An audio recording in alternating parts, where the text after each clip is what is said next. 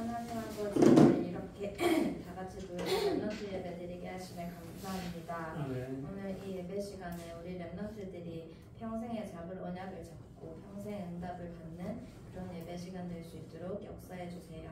예수 그리스도 이름으로 기도드립니다. 네. 오늘 제목은 평생의 응답입니다. 평생의 응답. 평생의 응답에 대해서 말하기 전에 저번 주에 하나님의 여정과 흐름이었어요. 하나님의 여정과 흐름. 이걸 먼저 알아야지 랩넌트들이 평생 응답을 준비할 수 있을 것 같아서 서론에서 하나님의 여정과 흐름에 대해서 다시 한번 얘기할게요. 흐름을 알려면 맨 처음 원래 인간부터 알아야 돼. 우리 중고등부 랩넌트들 구원의 길 하는 랩넌트들도 있던데 성경 구절 있잖아요. 성경 구절 쓰면서 하잖아요. 이 성경 구절을 좀 이렇게 묵상을 하면서 구원의 길을 하면 좋을 것 같아서 겸사겸사 얘기합니다. 원래 인간은 창세기 1장 27절 28절 하나님이 자기 하나님의 형상대로 사람을 창조하시되 남자와 여자를 창조하시고 하나님이 그들에게 복을 주시며 하나님이 그들에게 이르시되 생육하고 번성하여 땅에 충만하라 땅을 정복하라 바다의 물고기와 하늘의 새와 땅에 움직이는 모든 생물을 다스리라 하시니라. 원래 인간은 하나님의 형상대로 창조되었고 하나님이 우리에게 처음부터 다스리고 정복할 수 있는 복을 주셨어요. 그리고 하나님께서 우리에게 창세기 2장 17절에 언약을 주셨어요. 선악을 알게 하는 나무의 열매는 먹지 말라. 내가 먹는 날에는 반드시 죽으리라. 이거는 죽으라고 주신 게 아니라 먹지 말고 살라고 하나님이 우리에게 주신 거예요. 근데 이 언약을 창세기 3장에 보면 떠났죠. 원죄 사건이 일어났죠.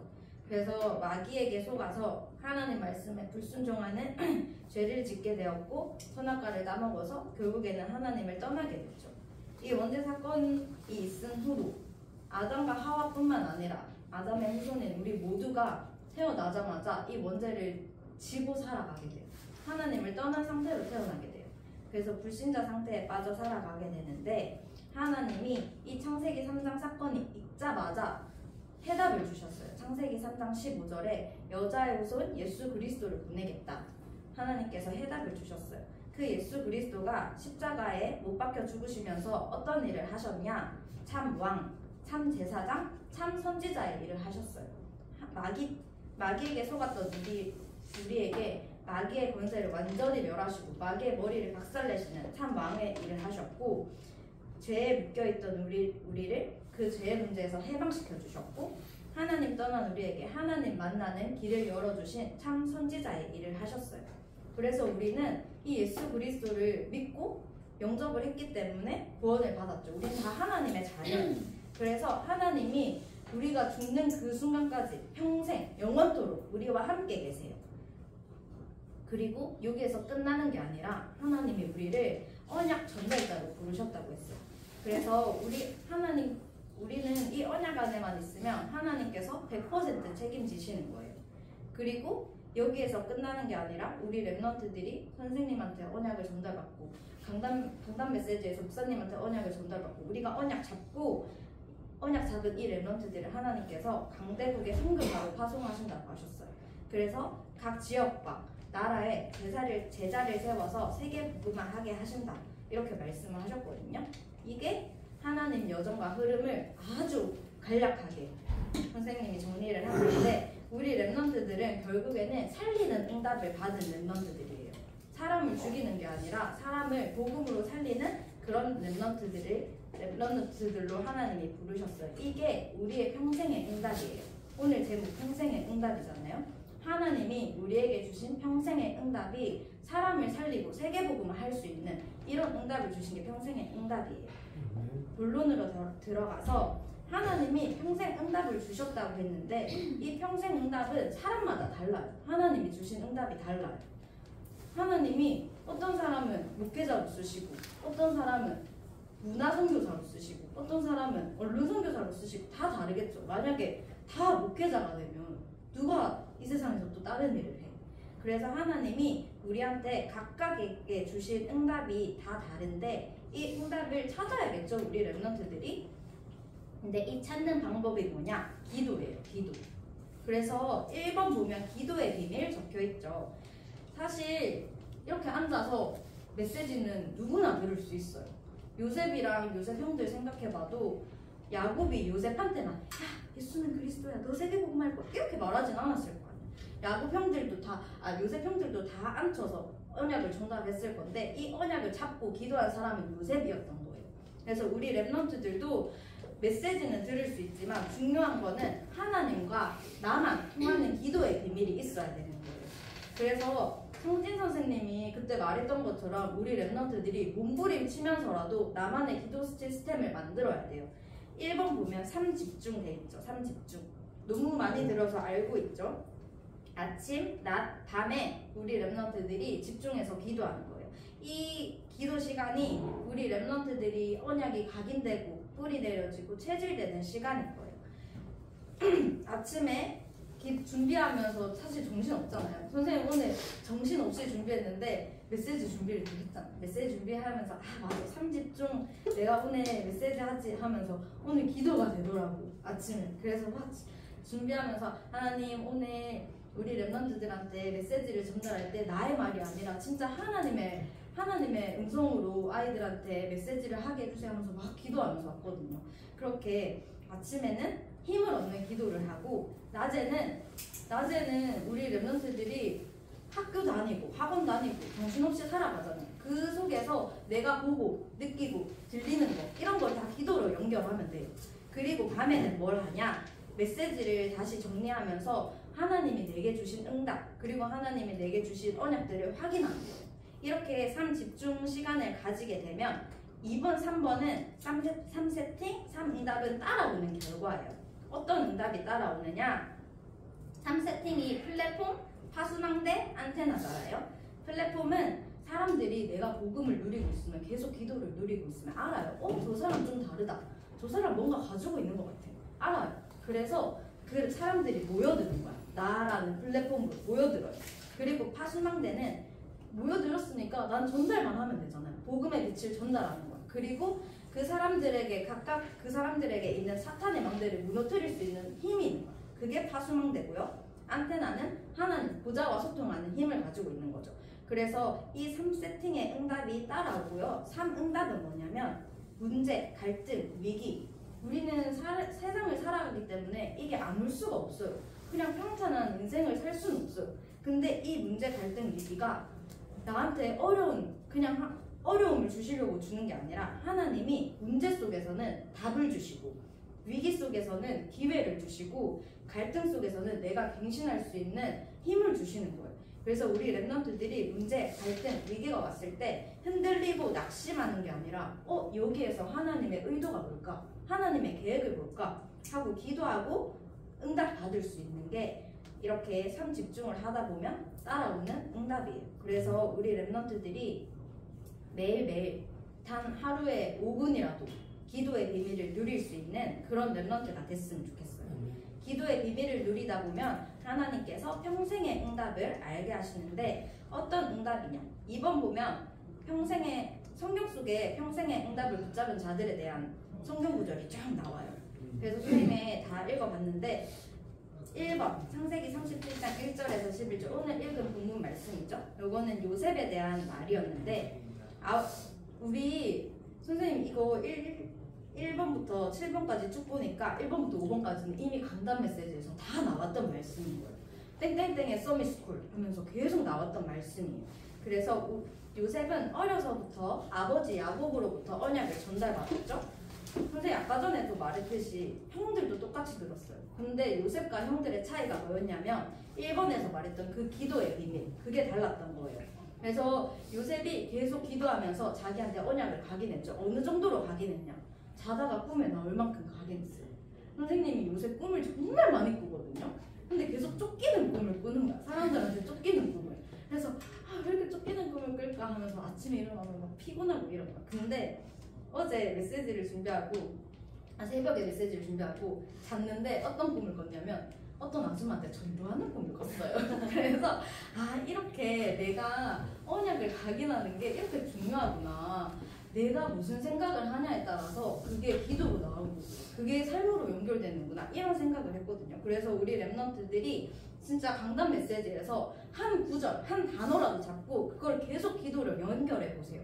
하나님이랑 소통을 하다 보면 하나님께서 그 언약, 만약에 내가 잡은 언약이 하나님이 주신 언약이 아니더라도 하나님이 계속 변경해 가시거든요. 그래서 랩런트들이 기도를 시작해 봐라. 그래서 요셉은 그 세계복음화의 언약을 잡고 애굽으로 강제로 노예로 보내줬죠. 근데 그 과정조차도 하나님께서 애굽을 통해서 애굽의 총리가 되게 하셔서 세계복음화를 하게 만드셨어요. 그리고 2번 모세를 보면 출애굽기 2장 1절에서 10절 모세죠. 모세는 어머니 요게벳으로부터 언약을 전달받았어요. 어떤 언약을 전달받았냐? 우리가 지금은 이렇게 애굽의 노예로 있지만 우리는 사실 애굽의 노예하는 이런 백성이 아니다. 우리는 피제사 드리는 백성이다. 언약의 백성이다. 우리는 가나안 땅으로 다시 가야 된다. 이런 언약을 전달받은 거예요. 그래서 모세가 언약을 잡고 출애굽을 통해서 세계복음화를 했습니다. 3번은 사무엘이죠. 사무엘은 한나로부터 언약을 전달받았어요. 그리고 어려서부터 성전에서 언약궤 옆에서 잠을 잤죠. 그래서 성전에서도 언약을 각인받았어요. 그래서 어렸을 때부터 하나님의 음성을 듣고 기도할 수 있는 랩런트로 자라서 어떤 일을 했냐? 블레셋 시대에 미스바 운동을 했어요. 그래서 블레셋의 침략이 미스바 운동을 통해서 블레셋 침략을 막았죠. 그렇게 미스바 운동을 통해서 또 사무엘은 세계복음화를 했고 4번은 다윗이에요. 다윗은 이새하고 사무엘에게 언약을 전달받고 각인됐어요. 사무엘 16장 13절에 보면 하나님의 영에 크게 감동됐다고 했잖아요. 다윗이 그 하나님의 영에 크게 감동됐다라는 게 언약 잡고 기도하는 랩런트로 자랐다는 거겠죠. 그래서 다윗은 왕으로 이스라엘을 다스리면서 복음 운동을 하고 그리고 하나님의 성전을 건축하는 준비를 했어요. 하나님이 이런 응답을 주신 거예요. 그렇게 언약만 잡으면 하나님이 세계복음화할 수 있는 랩런트로 쓰시는 거예요. 5번에 보면 엘리사죠. 엘리사도 사밧의 서비스 들었죠. 사밧과 엘리야한테 언약을 전달받았어요. 그래서 엘리사는 무엇을 구했냐? 갑절의 성령 충만을 구했어요. 그렇게 언약 잡고 기도하다 보면 엘리사는 아람 시대를 세계복음화했어요. 그리고 6번 다니엘이죠.